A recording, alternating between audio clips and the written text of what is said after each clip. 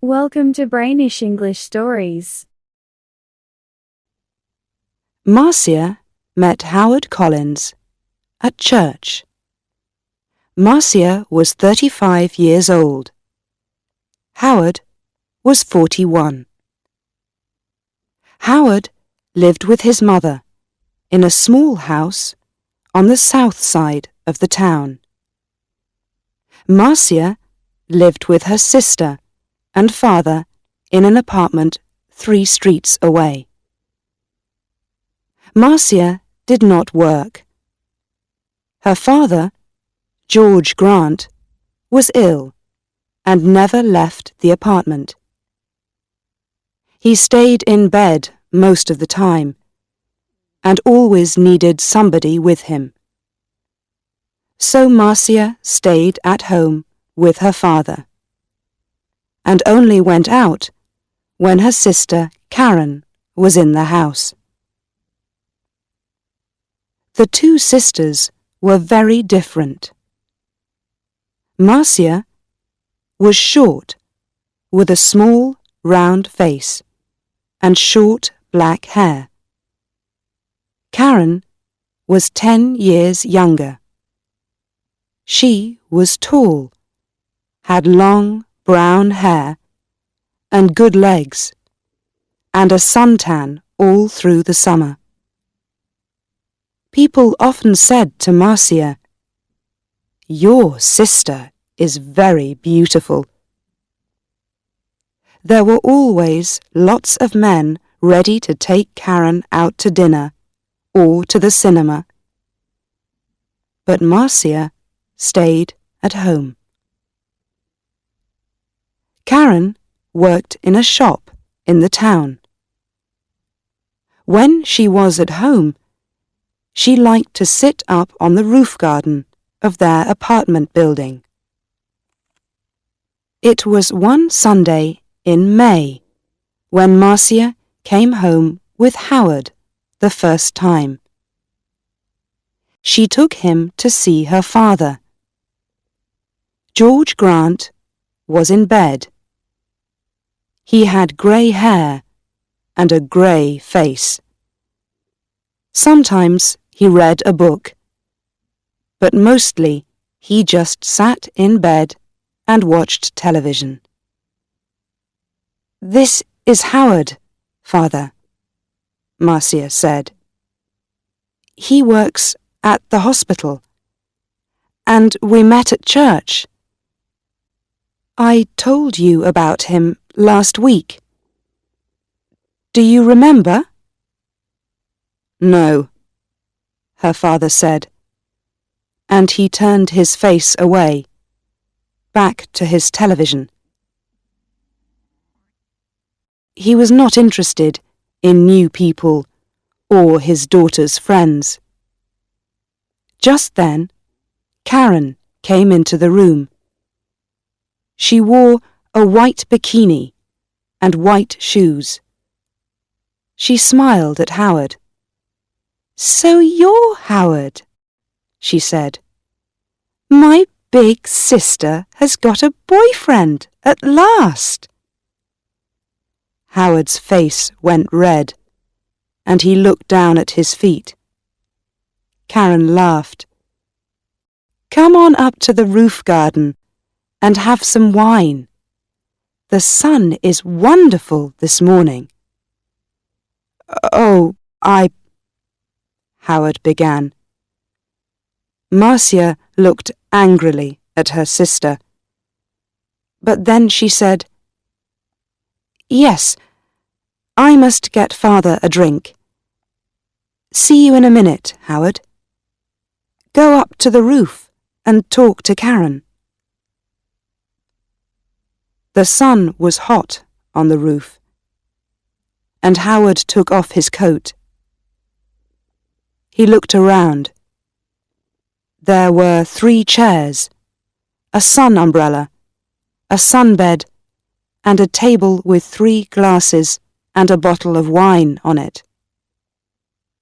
There were tiles on the floor, and next to the little wall around the edge of the roof, there were some flowers in boxes. This was the garden. "Very nice," said Howard. Karen smiled at him. "We don't see many good-looking men up here," she said. "Sit down and have a drink." Howard's face went red again. He gave a shy little laugh. "Oh, thank you," he said. He tried not to look at Karen's long, sun-tanned legs, but it was not easy. "I come up here all the time when it's sunny," Karen said. She began to put suntan oil on her arms and legs. Howard watched. Then Marcia arrived, and the three of them sat in the sun and drank wine. Marcia looked at Howard with love in her eyes. She did not look at Karen. Karen watched them. Her eyes went from her sister to Howard and back again to her sister. She smiled. It was not a nice smile. Every Sunday morning after that, Marcia brought Howard home for a glass of wine after church. Howard stopped his car in the street outside the apartment building, and Marcia said, "Sound the horn, Howard. Tell Karen we're here. Then she can get the wine ready." So Howard gave 3 little toots on his car horn. On sunny days, Karen always came to the wall at the edge of the roof and looked over to wave at them. Then she went to get the wine. She always wore her bikini or a very short skirt. Marcia never wore short skirts or a bikini. "My legs are too fat for bikinis," she told Howard. "Your legs are very nice," he said shyly. One day in June, Karen asked Howard, "What time do you finish work, Howard?" "About 6 o'clock," he said. "Could you bring me home after work?" Karen said. "My shop's very near the hospital. You drive right past it. And you only live 3 streets away from us." "There's a very good bus," said Marcia quickly. "It stops outside our building." "But the bus is so slow," Karen said. "Please, Howard."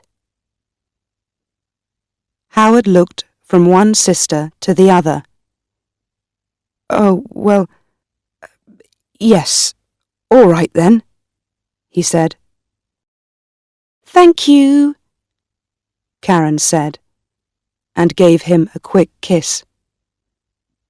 So, every evening, Howard drove Karen home. On the first Friday, they were an hour late. When they arrived, Marcia was at the door of the apartment building. "What happened?" she asked. "Why are you so late?" "There was an accident," Karen said. 3 cars, all across the road. On that hill by the cinema, you know. We couldn't get past. We couldn't go back. There were so many cars. Nobody could move." Howard said nothing. It was a long, hot summer that year. Marcia went to church every Sunday morning, and Karen stayed at home with their father. When it was sunny, and it often was, Karen went up to her sunbed on the roof. When Marcia went up to the roof garden, she always sat under the umbrella. But Karen put on lots of suntan oil and sat in the sun in her bikini. "The hot sun's not good for your body," Marcia said. Karen laughed. "Howard likes my body." "No, he doesn't," Marcia said angrily. "Oh, he does," Karen said. "He's very shy with women, but he always looks at my body very carefully. He does it all the time. Perhaps he wants me to take off." "Stop it, Karen," Marcia said. "Don't say those things." Karen laughed. "What's the matter, big sister? Are you afraid I'm going to take him from you?" Marcia did not answer. The next Sunday, Howard phoned Marcia early in the morning. I don't feel very well," he said. "I'm not going to church today."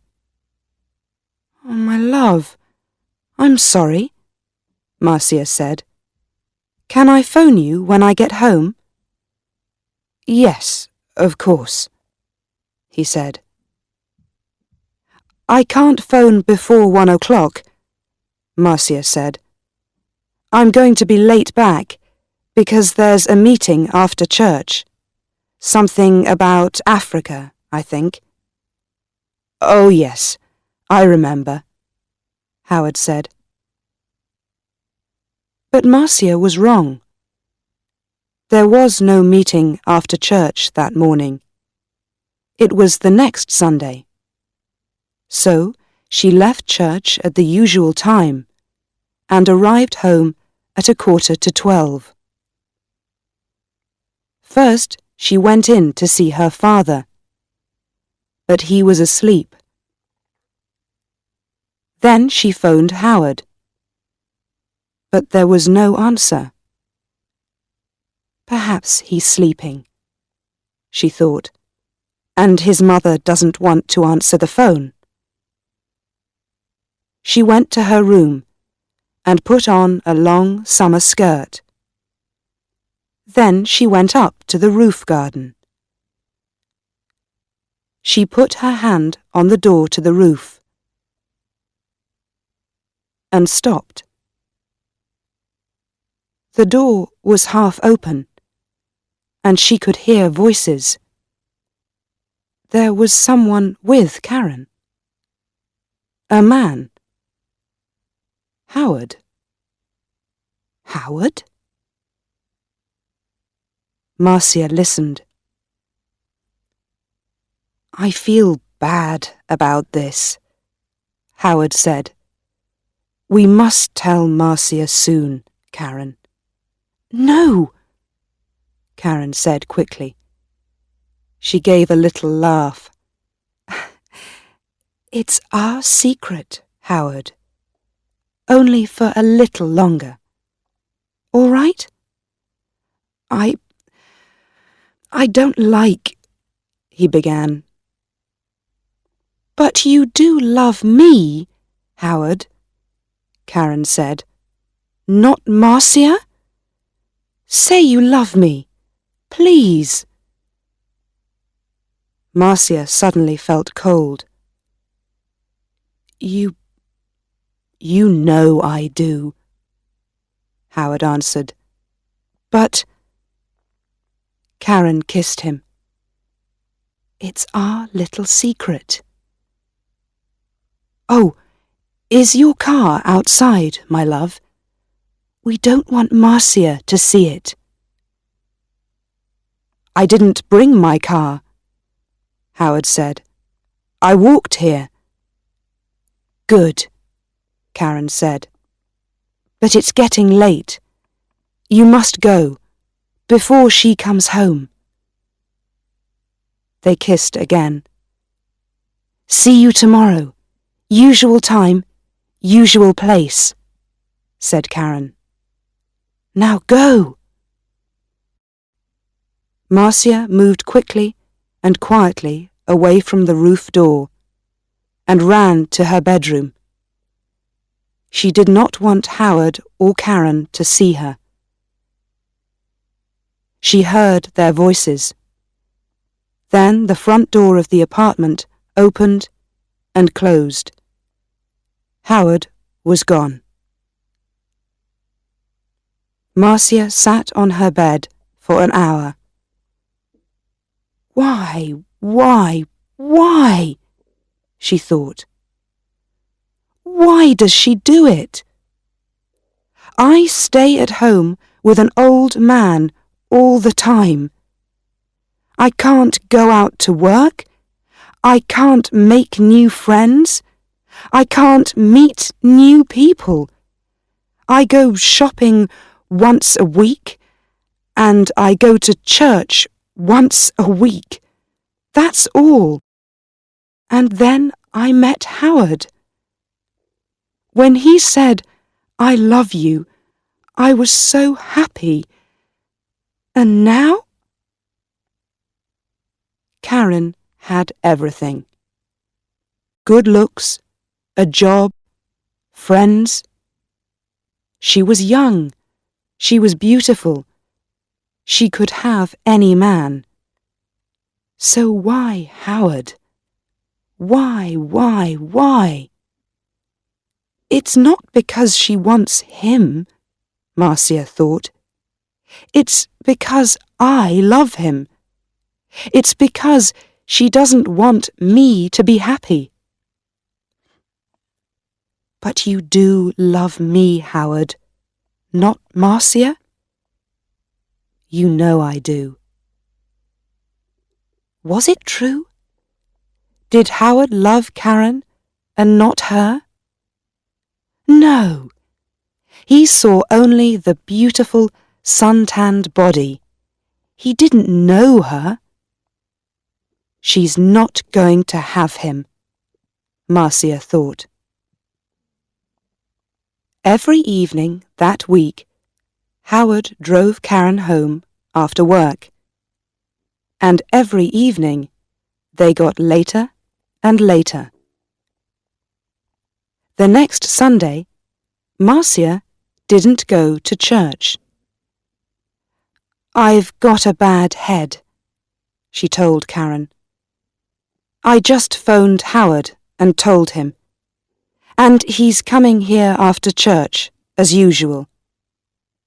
I'm going back to sleep for an hour or two. And she went into her bedroom and shut the door.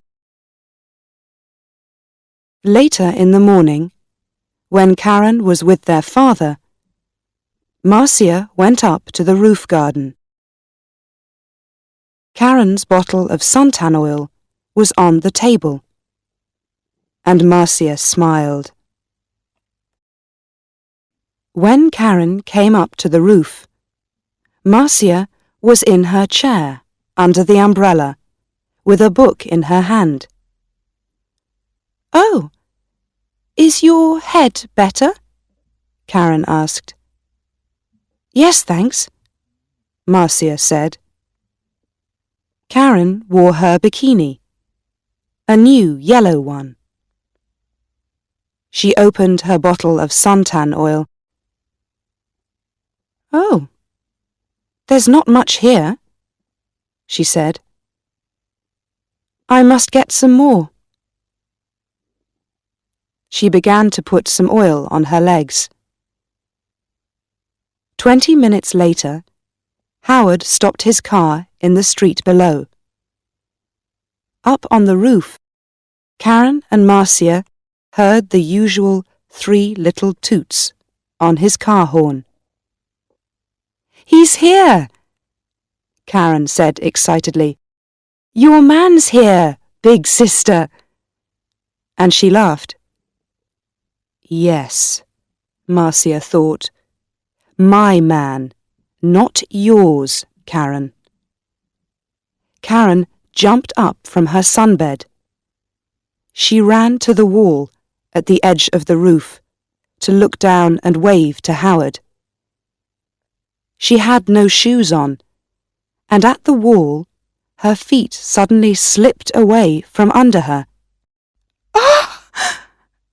She cried.